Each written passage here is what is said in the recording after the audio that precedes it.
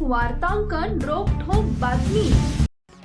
उपमुख्यमंत्री अजित पवार यांच्या निधनामुळे रिक्त झालेल्या राष्ट्रवादी काँग्रेसच्या विधिमंडळ पक्षनेतेपदी त्यांच्या पत्नी खासदार सुनेत्रा पवार यांची निवड करण्यात आली। अजित पवार यांच्या निधनाने रिक्त झालेल्या उपमुख्यमंत्री पदासाठी त्यांच्या पत्नी सुनेत्रा पवार यांचा शपथविधी लोकभवनवर साध्या पद्धतीने झाला। राज्यपाल आचार्य देवव्रत यांनी त्यांना पद व गोपनीयतेची शपथ दिली। त्यानंतर आता सुनेत्रा अजित पवार यांनी उपमुख्यमंत्री पदाचा पदभार स्वीकारला। यावेळी सुनेत्रा पवार या अजितदादांच्या आठवणीनं भावुक झाल्याचं म्हटलं जात आहे। सुनेत्रा अजित पवार यांनी एक्सवर एक पोस्ट लिहून भावनांना वाट मोकळी करून दिली।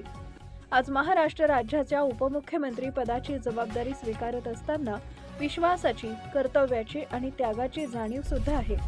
अजितदादांनी आयुष्यभर महाराष्ट्राच्या जनतेसाठी झटत विकासाचा जो ध्यास घेतला तोच माझ्यासाठी मार्गदर्शक दीपस्तंभ आहे, असं सुनेत्रा पवार यांनी म्हटलंय। सुनेत्रा पवार यांनी 12 वाजता मंत्रिमंडळ बैठकीला हजेरी लावली।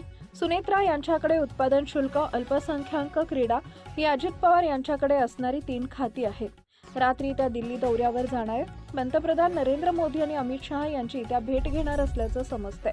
या भेटीमध्ये दोन्ही राष्ट्रवादी काँग्रेसच्या विलीनीकरणाबाबत चर्चा होण्याची शक्यता आहे। महाराष्ट्रातील महत्त्वाच्या आणि ताज्या बातम्या पाहण्यासाठी आमच्या जय हो न्यूज चॅनलला सबस्क्राइब करा आणि बेल आयकॉन प्रेस करा।